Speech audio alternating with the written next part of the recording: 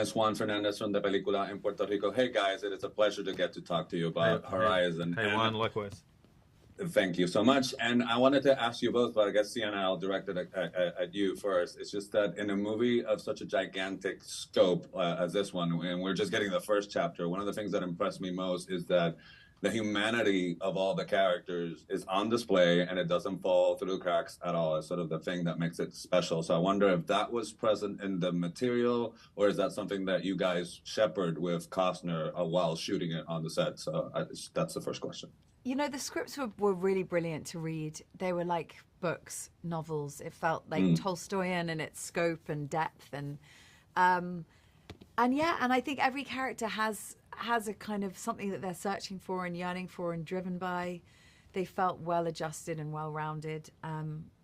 It was really impressive. But of course, once you're on a set with the real man in the location, everything becomes even more heightened.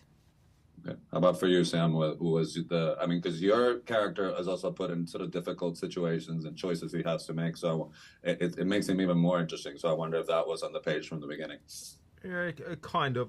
He has a very set moral compass, but I kind of took the approach that he has no idea what he's doing. You know, I thought that would be interesting. I think that's always interesting when you're playing a guy in the military, that you approach it from a very gentle point of view, and then don't have to be as hard and as stringent as characters. I kind of like the fact that they're unsure. He kind of goes against how they look.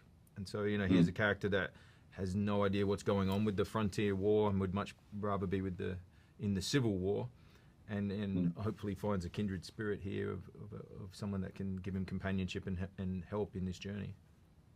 So the other thing that sort of makes it sort of wonderful in the sort of the audiovisual proposition of the film is sort of that it just feels very of a type of filmmaking that used to happen all the time, but doesn't anymore. And particularly because you've shot Avatar. So I wonder, is it sort of the antithesis of that sort of filmmaking, to sort of be on camera with the costumes and almost no digital trickery? I wonder how was the switch for you? I'll be honest with you, man. There's a more alike than you think.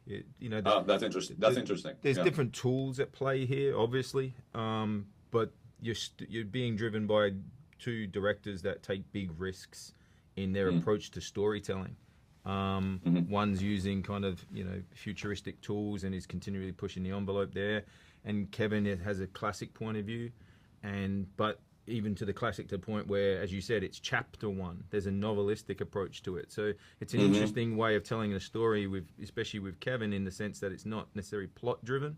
It's a journey movie. It's about characters, not necessarily about black hat, white hat, but the grey nuance of human behavior in this tough time. Okay, so Sienna, I mean, not going to spoil it, but your character goes through some trauma, and then there's also sort of the bittersweetness of a new chapter for her. But I found sort of the small moments where you get to keep the trauma, and so it was that difficult to sort of balance the two places that she started navigating, because it's one doesn't cancel the other. It could be easy to make it one-dimensional, but it's not in your performance. So I wonder if that was difficult to portray.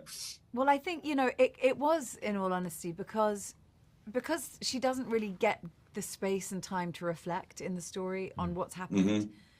Actually, there was a scene in chapter that will be in chapter 2 that was originally in 1 where she kind of explains what she's feeling. So that was really informative. But it was important to me that she was carrying that grief and that trauma, even in moments of levity, that was present. And it's difficult to keep that in spite of what you're saying if it doesn't relate to it. But I tried to do that, No, it plays. It makes it even more interesting. Oh, good. So I'm going to use the last minute of my time to get you to gush about the man behind the camera. I mean, Sam spoke a little bit to it, but what do you think? What makes Costner special as a director, you would say?